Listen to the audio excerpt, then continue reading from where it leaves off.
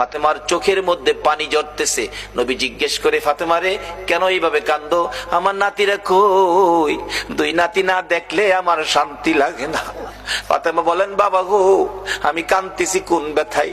ঘরের পিছনে যাইয়া দেখেন গো বাবা, আজকে 3টা দিন পার হয়ে গেল, আমি ফাতেমার চুলায় আগুন জ্বলে না। আপনার আদরের দুই নাতি না খাইয়া থাকতে থাকতে পেটের খিদার যন্ত্রণায় ঘরের পিছনে গলাগুলি করে নানা নানা কইয়া কাঁদতেছে গো বাবা। আমার নবী পিছনে যাইয়া দেখে গলাগুলি করে নানা নানা কইয়া কাঁদতেছে। নানা গো, পেটের খিদা গো নানা, সহ্য করতে পারি না। আমার নবী বেরিয়ে গেলেন। ঘুরতে ঘুরতে যাইতে যাইতে একটা ইহুদির বাগানে আমার নবী চাকরি নিলেন। কুয়ার থেকে পানি উঠাবেন, গাছের গোড়ায় পানি দিবেন, পানি উঠাবেন, 1 বালতি পানি 8টা, 1 বালতি পানি 3টা।